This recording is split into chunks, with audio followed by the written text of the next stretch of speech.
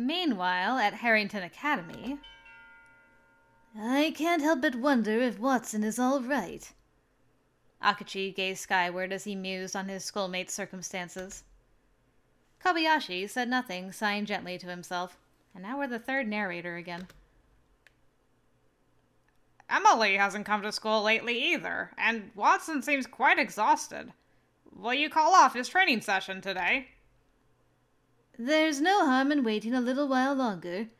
If he never arrives, however, I'm afraid I'll have no choice. Still, he's a strong fellow, and he has a good grasp of the basics now.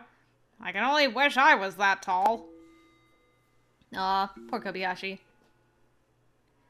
His most prevalent shortcoming is that he tends to put too much power behind his attacks at the moment he strikes, which causes his aim to drift slightly. As a result, even his standard blows are quite strong. It's not a problem in a regular fight, but a seasoned combatant would have little trouble deducing exactly where he was aiming. Huh. That's very much like him in a sense. It's not just fighting where he stumbles a bit. He also has a tendency to tense up more than he needs to. I'm surprised to hear such an astute observation coming from you, of all people, Kobayashi. Oh, hush you. Still, I suppose that's likely what's stopping him from being able to win a bout against you. Not only that. Also of issue is his tendency to adjust his aim ever so slightly, over and over in response to his opponent's movements. That just sounds like he's being adaptable. That's not a bad thing, is it? Adaptability, no. But in his case, it's a sign that his opponent controls the flow of combat.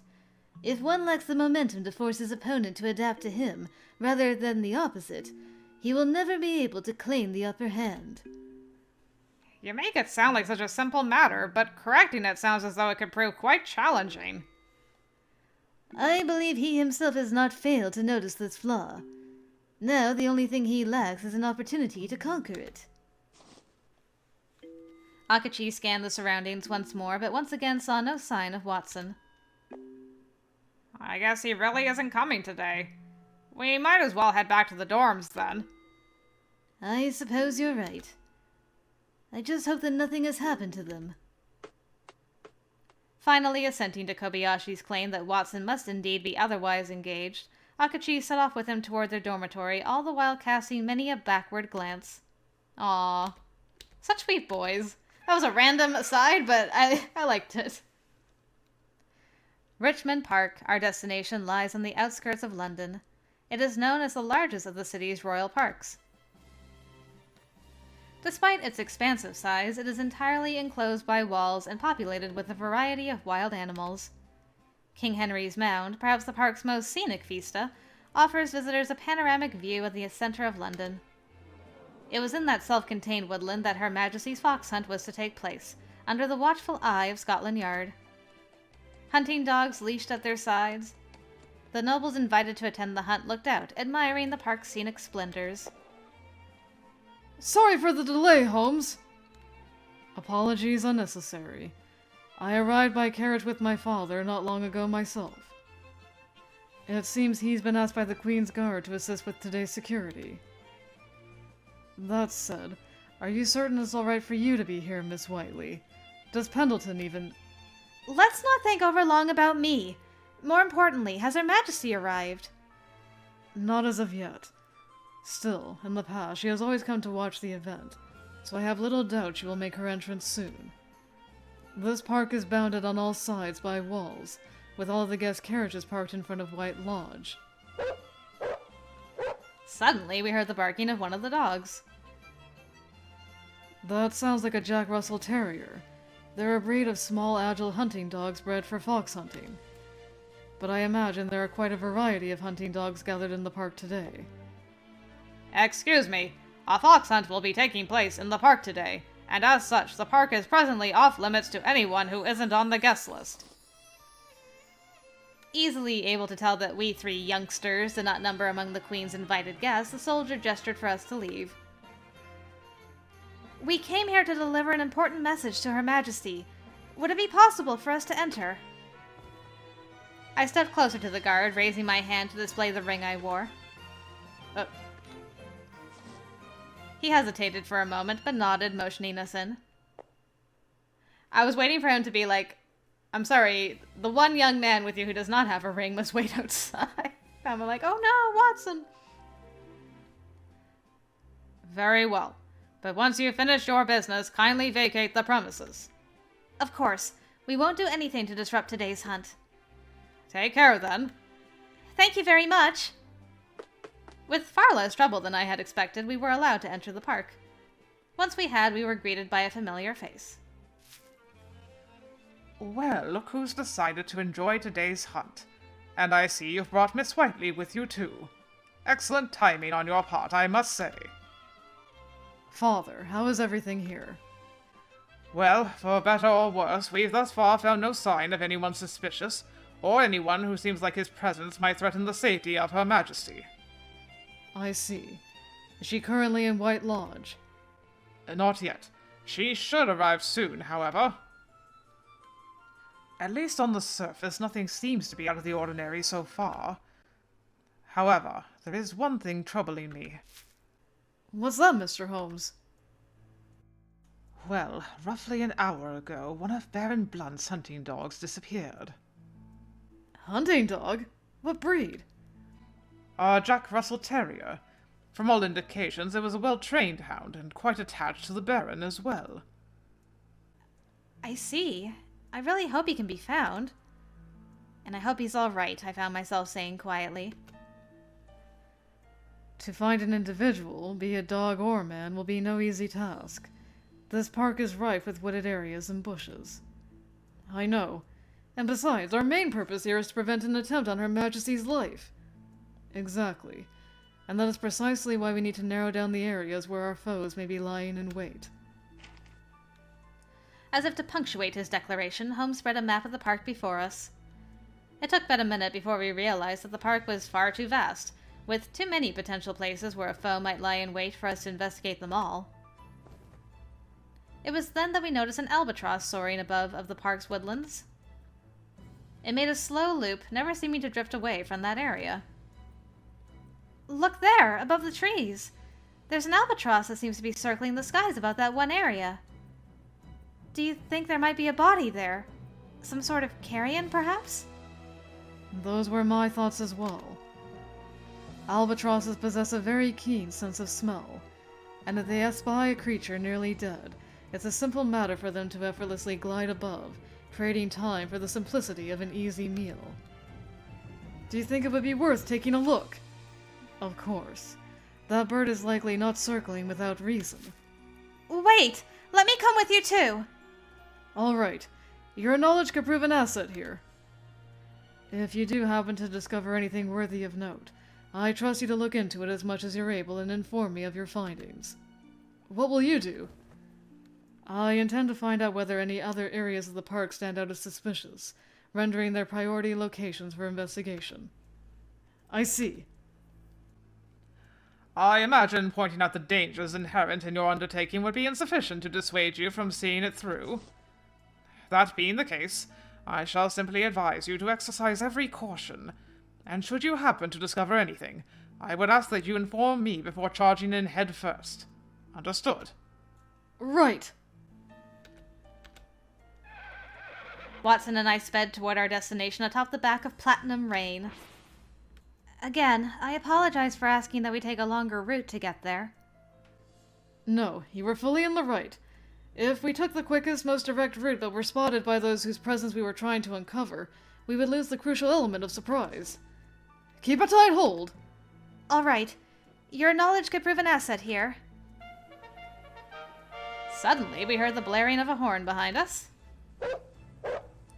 The peal of the horn was immediately followed by the baying of hounds. It's the stroke of noon. The hunt has begun! Then we need to hurry! Finally, we arrived at the woodland copse above which the albatross we had seen still drifted lazily. Dismounting from Platinum Rain, we surveyed our surroundings. Well, this is definitely the right spot.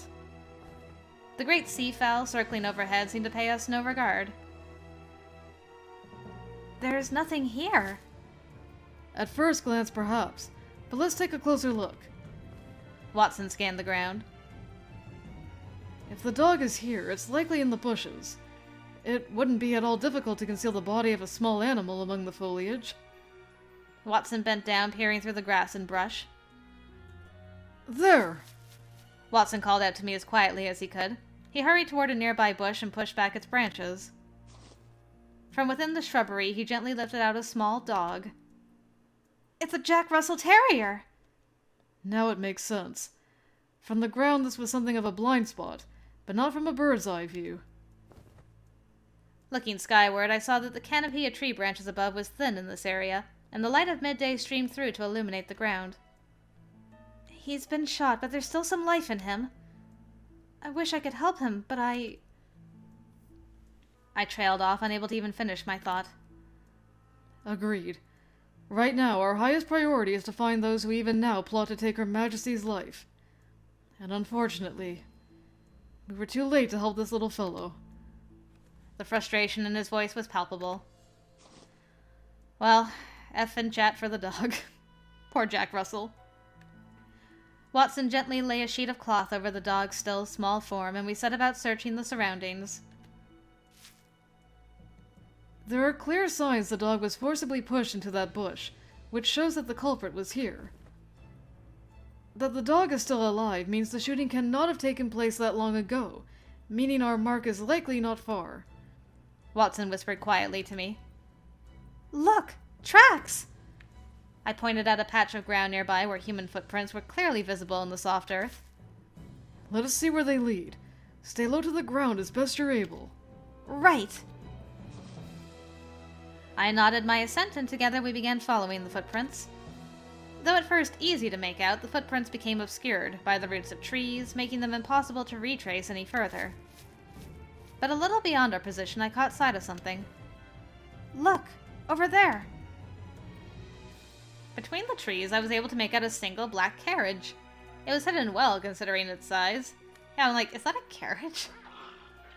At its head, we saw two horses quietly resting beneath the trees. Let's see if we can't get a bit closer. Step lightly, Emily. I'll be right behind you. Edging in closer, we could see that the carriage was empty, without even a driver or coachman to be seen. What we could make out, however, were several sets of footprints leading away from it. We heard in the distance the vigorous barking of the dogs and the pounding of horses' hooves, interspersed with the ringing crack of gunshots. They're completely focused on the hunt, and judging by the noise, they're getting closer, too. We must make haste. Aw, man, not another road, man. Oh yeah. Colonel Morin, the Queen has made her appearance on the mound as planned. She is, however, well protected by the Queen's Guard. We can make out the voices of several men speaking in hushed tones. No matter. Take her out with sniper fire regardless. Colonel Morin sneered, looking into the distance at King Henry's mound. What does it matter to us if a few brave souls of the Queen's Guard forfeit their lives in the process? As you wish. But as the roadman lifted his rifle and took aim, Watson stepped out to confront them. I was gonna say, what did Holmes Sr. just tell us about informing him of stuff? But we didn't really have time because he was about to shoot. You'll harm no one on our watch, Colonel. I'll never forgive you for framing Holmes. Never! Well, if it isn't William Watson. It seems fitting that, amidst the hunt, our tracks should be sniffed out by a dog of a different sort. Say what you will, but your careless disposal of the missing hunting hound led us directly to you. Huh. Where one mongrel loses the trail, another is liable to pick it up again. Watson thought again of that terrier lying now beneath the sheet, a life he was unable to save, and clenched his fists in anger. Why did you shoot him? What possible benefit could there have been in it? I shot it because it was an eyesore. That's all the reason I needed. And now I espy another howling dog. A noisome cur that had best be put down. Colonel Morin laughed derisively. Take him out first. You'll have all the time you need to get the Queen in your sights. Right. Their attention turned from King Henry's mound. Morin's subordinates began to slowly encircle Watson. He can't possibly take them all on himself. Unwilling to simply cower while he waged the battle outnumbered, I was about to leap out and rush to his aid. Okay, thank goodness. Someone who can actually help. Stand tall, Watson. I'll back you up. After all, I have many questions for the Colonel, and I mean to have my answers. Holmes? But it was not only Holmes, for behind him stood others. The Queen's Guard? We had suspected that you would move to assassinate Her Majesty. However, your goals will never be realized. The hunter has now become the quarry, and the hounds have treed you at last, Morin. Mr. Holmes! Thank you very much. The thanks belongs to you, Miss Whiteley, for our timely arrival was only made possible due to you uncovering their location. Your courage is deserving of the highest praise. But now, I ask you to fall back. Let us handle these rogues. Alright! You're in danger if you stay here. They've targeted you before. They'll not think twice about doing it again. I want you to run to White Lodge and not stop until you reach it. As soon as this has been settled, I'll follow after you. Got it! Not needing a second admonition, I broke into a sprint toward White Lodge. The sound of gunfire behind me seemed to grow louder with each second that passed. However, the entire situation felt somehow amiss, though I could not put my finger on why. I was just thinking that, girl. Something's not right here. Already, the bursts of gunfire seem further away than when the fight broke out. If they were simply returning fire against the Queen's Guard, what would account for the more distant sound? Wait. Could this be a ploy to lure the Queen's Guard away, leaving Her Majesty relatively undefended? What are they plotting? Just then, beyond a cluster of brush, I saw someone moving. A figure most unexpected. It was none other than Colonel Morin, retreating from the battle alone, and it appeared unseen. What is he doing there? That means the Queen's Guard are only engaged in battle with his lackeys. There among the trees, he paused. Bracing himself, he raised his rifle in his right hand, placing his left beneath the barrel to steady his shot. Oh boy. But Morin's target did not seem to be the Queen. Not at this moment, at least. Watson? I saw Watson locked in battle with several of the roadmen, their focus on the immediate danger before them. Neither he nor Holmes appeared to have noticed that Colonel Morin had already slipped away. Oh no! If I don't intervene, Watson will be in grave danger! Unfortunately, the battle was too distant for me to draw Watson's attention. Even a shout would not reach his ears. Please don't step in front of the bullet at the very least. Just knock his hand. Please? Promise me, girl. But even as I wondered what to do, he had placed his finger upon the trigger. No! I won't let you! No! With determination stealing my nerves, I flew into action. Reaching down, I took from the ground a stone, and with all the force I could muster, hurled it at Morin's arm. Atta girl. Though the stone missed its mark, it succeeded in diverting his attention toward me. At least now Watson will be safe. And glad I was for it, but I now faced a different and even more immediate problem. Impertinent child! Colonel Morin immediately leveled his gun at me. I fled, keeping myself a moving target, but I now had his attention whether or not I wished it. The bullet hit the ground near my feet. I knew not whether to think it a warning shot or a near miss. Don't move. My next shot will find its mark, I assure you. My aim may not be what it once was, but at this range I'm not going to miss. His rifle still trained on me, Colonel Morin drew ever closer. The fear that at any moment a bullet might rip through me kept me to the spot. I couldn't risk running, and I had nothing with which to fight him. Out of options, I soon found myself in his grasp. This is the end of the line for you, Whiteley. The calmness in his voice as his fingers mercilessly squeezed my throat chilled me. He's a big fan of choking me to death.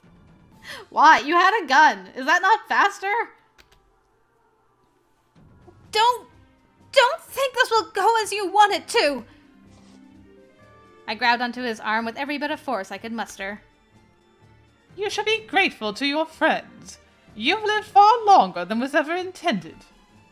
At the very least, I'll give you an end less painful than that of your parents. Okay, so I was supposed to be killed. I mean, Emily was supposed to be killed at the same time. Getting more info. You knew my parents then? You are in no position to ask questions. My feet touched the ground only lightly, my breathing strained. It is not for prey to understand why it is hunted. Even in its final moments, the greater design eludes it. I had no response to give him. The difficulty of drawing breath made it so, but that was not the only thing. I despise being at the mercy of such a man. There's nothing I can do. The truth I have sought for years. The knowledge I have wanted more than anything is there before me, but just out of reach. It seemed that this was to be the end of me. I had yet to tell Watson anything, and it seemed that now those words would remain forever unspoken. But then, at the edge of my darkening field of vision, I thought I saw him. Emily! I'm coming! Watson. It was no trick of the mind. Watson was rushing toward me. So good of you to join us, William. Where's your friend Holmes the Younger? Busy stopping your men. You came running after you heard the gunshot, then. Good intuition. This makes it all the easier for me. I felt the gun's cold muzzle pressing into my temple. This is twice now you have gotten in my way. You shall have no shortage of time to regret it in hell. But you'll not be left to weep and gnash your teeth alone. Your friend Holmes and his contemptible father will be joining you as well. You! Watson's voice seethed with anger, and as he raised his hand toward Morin, I saw what it was he had been clutching. It was a pistol. Something I had never expected to see in the hands of one so kind as him. Oh, dang. I had half expected you to lose yourself in anger and come swinging at me like some dumb brute, but I see you haven't yet taken leave of all your senses. I take it that gun belonged to one of my men. It did. But he was a little careless, you see. Watson kept the gun steady, his arm outstretched. His gaze, which contained in it a fury barely restrained, was fixed fully on Colonel Morin. However... Interesting. Do you really think you have it in you to shoot me? Can you pull that trigger out of some misplaced sense of heroism? Do you thirst for my blood so much that you would risk spilling hers to sate your spite? You underestimate me for my age, but at no one's peril more than your own. My father served as a military physician. I've known how to handle a gun since I was a young boy. You'd best prepare yourself. Certain that at so close a range, his shot would hit the colonel, Watson fingered the trigger. However, I could see in him the hesitation. Watson shot me a glance, the struggle clearly written on his features. Why did things have to come to this? If only I hadn't let Colonel Morin catch me! More than anything, I wished not to be a burden to Watson. I hoped, in this moment of crisis, to be an asset, an ally, not a part of the obstacle. Watson! From my throat still in Morin's vice-like grasp, I managed to shout his name. I'll be all right, Watson. I believe in you. Emily! So don't believe him. Believe me! You can do this. More so than anyone, you yourself know why. But... He'll be fine. Just be calm. Trust in yourself. I smiled in his direction through the pain. If we could capture Colonel Morin, not only would we ensure the safety of Her Majesty, Holmes could also prove his innocence. My hope renewed, I stood more determined than before. Even were the worst to befall me, I would have trusted in him to the very end, with nary a regret or doubt. It seems she has made her decision. What will you do, William? Watson began to reply, his fingers still hooked around the trigger. All right. Believe in me, then. No matter what, cling to that hope. I will. Still held in Colonel Morin's grasp, it seemed as though Watson's gun was pointed no less at me than the Colonel. Morin's own rifle, however, was trained squarely on Watson. You'll be all right. I know you will. In that moment, I believed in Watson wholly and completely, with a trust that would never waver. Colonel Morin would surely shoot Watson without the slightest hesitation. However, Watson's knowledge of the human body's vital points is greater than practically anyone. He knows precisely where to shoot should he wish to kill a man, but by the same token, he also knows where to shoot should the preservation of life be his aim. Such knowledge would, I reasoned, allow him to act without being at the mercy of Colonel Morin. Right now, more than anyone, Watson was... No! Two shots rang out near simultaneously. Weakened from a lack of air, I felt my legs begin to give out from underneath me. Unable to hold up my own body, I slumped to the ground. My shoulder ached as though it was on fire, yet strangely I felt no fear. You shot without any reluctance. Did he shoot me in the arm? I mean, I guess that opened him up. Good job, Watson. With a crack, one more shot pierced the air. The bullet, however, failed to find its mark, sailing far into the distance. I really am out of practice. Roar! Watson's roar was a primal sound, welling up from within to drown out any other of the sounds that surrounded us as he closed the distance between he and the Colonel. Go! No! Watson struck with his right fist. The blow hit with all the force of his charge, knocking Morin clean off his feet. Reeling from the force of the impact, Colonel Morin staggered backward, dropping to the floor unconscious. I knew it. Watson truly is strong. Emily! Can you hear me? Don't you give up now! In a distant daze, I heard Watson shouting to me. I wanted to respond, to tell him I was fine, but I simply couldn't muster the energy. He placed his hand upon my back, lifting my head and chest from the ground. His expression, which had moments ago been the image of a roaring lion, was completely different. He seemed almost as though he might break into tears. Emily, I'm so sorry. I hurt you. I scared you. Watson? This is nothing. It was then that I felt the pulsing of pain once more from my shoulder. The shot Watson fired had grazed the skin. Okay, it didn't even go into the shoulder. You're fine. I rallied enough of my strength to look up at his face. Oh. A single line that seemed at first glance like a burn mark was visible upon his cheek. It must have been caused by the first shot Colonel Morin fired, I surmised. As if drawn by that marring mark, I slowly extended my hand toward it.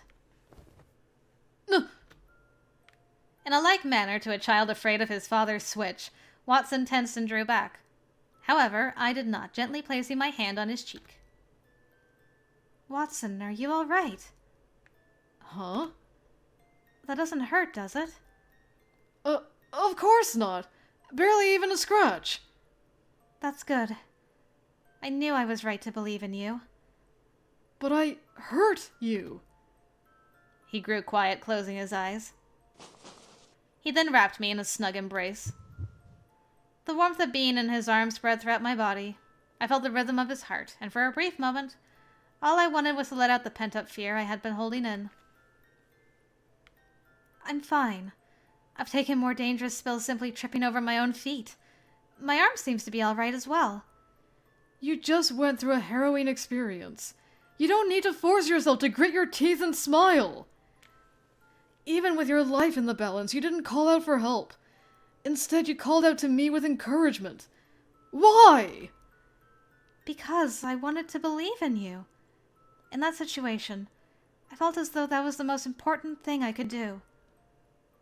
I was heartened by his care and concern for me. But even so, I felt the tears I had tried to hold back well up in my eyes and could do little to stop their outpouring. Emily, you're crying. Aww. Hey. Watson put his hand to my cheek. His eyes bespoke a lingering sorrow, but had lost none of their pureness and clarity. I'm not. Though if I must confess, I was a bit frightened. When Colonel Morin caught me, I thought I would never again be able to see you. It felt truly terrible. Honest to a fault, as always. Whoa! Whoa! I was not expecting that. How very Sanosuke Harada of you, Watson. Suddenly, the words on the tip of my tongue were snatched away, as his lips pressed against mine in a kiss. Neither forceful nor greedy, his affection anointed me like the morning sun. Alright, let's take a look at that. Oh yeah, I see the grays, I see it. Whew. Wow. That happened. I realized that all he did to ease my pain and lend me comfort amidst my troubles. Knowing he was there, that he stood with me, come what may, only evoked further tears. What had begun as a few tears had become as a river, and yet Watson held me close all the while. After this day, after the fear, the terror, and the uncertainty, I finally felt at peace. The tension that had coiled itself tightly within my body began finally to unfurl. The danger had passed, and relief had come. Watson leaned in, entreating me. Please, I want you to stop holding in all you feel like this. If you're afraid, say so. If you're in pain, tell me. He spoke with an earnest conviction. You know that I'm a rather straightforward man. Perhaps simple-minded, even. Nor am I quick to read into thoughts and actions. And when it comes to suppressing my own feelings, well, that's never been a problem of mine, as you know. He was trying with such fervency to put his thoughts into words, yet his eyes told me everything. Nothing good comes from trying to turn your eyes away from your own pain, you know. If you're hurt, it's all right to cry. Thank you so much. May I ask your name? My name? It's... Oh, it's in color now. So cute. So many CGs, my goodness. It's William. William H. Watson. Watson. Emily? What is it? You've been helping me. For so very long now, you've supported me, haven't you? Ever since we were children. Thank you so much. Emily? Hey! Stay with me! Watson's voice, still ringing in my ears, seemed now distant, echoing across a chasm. And as his words grew quieter, my world faded and consciousness forsook me.